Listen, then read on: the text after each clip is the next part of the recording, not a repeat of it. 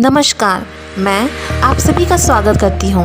मैं सरकारी महाविद्यालय कोरापुट के इतिहास विभाग +3 द्वितीय वर्ष की छात्रा सविता, और यह हमारे विद्यालय के लिए बहुत ही सुनहरा अवसर है कि हमारे विद्यालय के कुछ नियमित छात्रा इस HL के शिविर में शामिल तथा कुछ नई चीज़ के बारे में जानने के लिए चयन हुए हैं, जिसमें मैं यानी सविता अपने नज़रियों से आपको HL की कुछ तस्वीरों के साथ कुछ बातें लेकर यहाँ उपस्थित हूँ। तो मैं यहाँ आज़ादी के अमृत महोत्सव द्वारा आयोजित HL संग्रहालय शिविर के कुछ अनुभव कहना चाहती हूँ। इससे पहले कि मैं अपना आपको अनुभव बताऊँ, सबसे पहले मैं HL के थोड़ी सी इतिहास के बारे में कुछ बताना चाहूँगी। तो चलिए, पहले तो HL का फुल फॉर्म क्या है। HL का पूर्ण रूप से हिंदुस्तान एरोनॉटिक्स लिमिटेड है। HL एक राज्य की स्वामित्व वाली भारतीय एरोस्पेस और रक्षा फर्म में है, जिसका मुख्यालय बेंगलोर, भारत में स्थित है और इसे भारतीय रक्षा मंत्रालय संभालता है।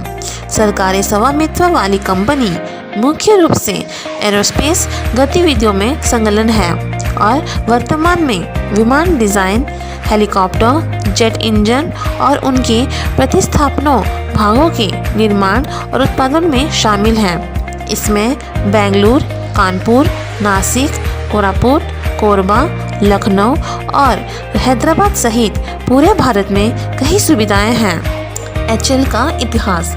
हिंदुस्तान एरोनॉटिक्स लिमिटेड का इतिहास और विकास 79 से अधिक वर्ष से भारत में वैमानिकी उद्योग के विकास का प्रयास है। रक्षा उपकरण का एक संक्षिप्त इतिहास यह प्रसंगित होता है कि यह 23 दिसंबर 1940 में उद्योगपति सेठ वॉलचंद हीराचंद द्वारा एक अमेरिकी विमान विशेषज्ञ विलियम डगलस पलवे के समर्थन से शुरू किया गया था, जो पूर्ववर्ती हॉलर्स एयरक्राफ्ट कंपनी कैलिफोर्निया के निर्देशक थे।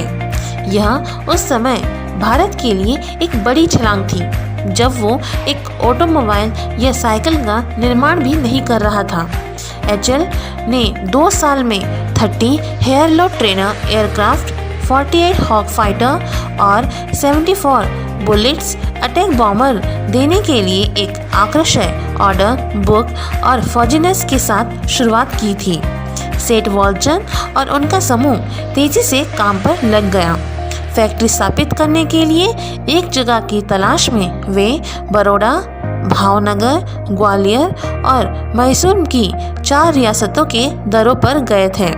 मैसूर के महाराजा कृष्ण राजेंद्र वाडेयर, एक महान दूरदर्शी ने तत्कालीन राज्य मैसूर में कंपनी शुरू करने के लिए 700 एकड़ जमीन रियायती दरों पर बिजली और पानी की आपूर्ति की पेशकश की।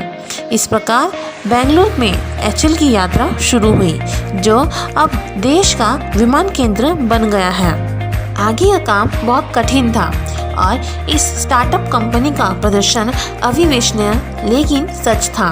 2 साल की छोटी अवधि में साइट का चयन, कारखाने और कार्यबल भवनों का निर्माण, इंजीनियरिंग और तकनीशियों की भर्ती और प्रशिक्षण, मशीनरों की खरीदी और परीक्षण सभी का समय सीमा के भीतर पूरा किया गया। अमेरिकी विशेषज्ञ भारतीय कंपनियों की गुणवत्ताओं और क्षमताओं से प्रभावित थे, जिन्होंने बहुत जल्द कारखाने का संचालन अपने हाथ में ले लिया, जिससे कि जिस भावना के साथ संगठन की शुरुआत की गई थी वो आज भी HL के तीसरी पीढ़ी के कार्यबल में जीवित है। तो अब मैं आपको अपना अनुभव बताना चाहूँगी। जैसे कि रक्षा मंत्री ने 13 दिसंबर 2021 को रक्षा मंत्रालय के तहत नियोजित इन गतिविधियों का उद्घाटन किया था, जहां HL एरोस्पेस संग्रहालय सुनाबेड़ा में प्रदर्शन का आयोजन किया गया है, जिसमें इस कैंप या प्रदर्शन में आपको एरोनॉटिक्स या एरोस्पेस के बारे में हर तरह की जानकारी दिखाई और बताई जाएगी। और यदि भी आप सभी विज्ञान विषय को जानते हैं, तो वास्तव में यह वैमानिकी विज्ञान पर आधारित है। इसलिए यह ना सोचे कि यह शिविर केवल विज्ञान के छात्राओं के लिए आयोजित किया गया है, क्योंकि यह कैंप का आयोजन सभी लोगों और छात्राओं के लिए किया गया है, क्योंकि वैमानिकी के बारे में और कुछ अलग के बारे में जानना बहुत ही दिलचस्प होता है। और इस आयोजन में HAL द्वारा निर्मित विमान, हेलीकॉप्टर, एरो इंजन, एवियोनिक्स और LRU का प्रदर्शित करने वाले समर्पित हैंगर को विभिन्न प्रदर्शनियों में प्रदर्शित किया गया है। LCA तेजस का मॉडल और उसका LRU जगुआर डार्लिंग 3 का मशीन कंप्यूटर, कास्टिंग, फोर्जिंग, संचार प्रणाली और ALH उद्योग के विकास को दर्शाने वाली तस्वीरों भी प्रदर्शन किया गया था। प्रदर्शन के दौरान HAL के नासिक डिवीजन में MiG-21 और MiG-27 showcase fighter, Su-30, MKI, MiG-21 model और विभिन्न हवाई भागों का एक स्थिर प्रदर्शन किया था। मिग इंजन के कटे हुए हिस्से को HAL के कोरापुट डिवीजन द्वारा प्रदर्शित किया गया था। DO-228 और HS-748 कानपुर में स्थित प्रदर्शन हुआ था। यह सब चीज़ हमें बताए और दिखाए गए थे। इसलिए HAL स्कूल और कॉलेज की छात्राओं को भारतीय एरोस्पेस उद्योग की प्रगति देखने और स्वदेशी के बारे में जानने के लिए आमंत्रित करता है। अंतिम में मैं अपने कॉलेज प्राधिकरण और हमारे विभाग अध्यक्ष को धन्यवाद देना चाहूँगी, जिन्होंने मुझे यह अवसर दिया कि मैं इस वीडियो को प्रतिनिधित्व कर सकूं। इस वीडियो का अंत में एक शायरी से करना चाहूँगी। मंजिल उन्हीं को मिलती है जिनके सपनों में जान होती है।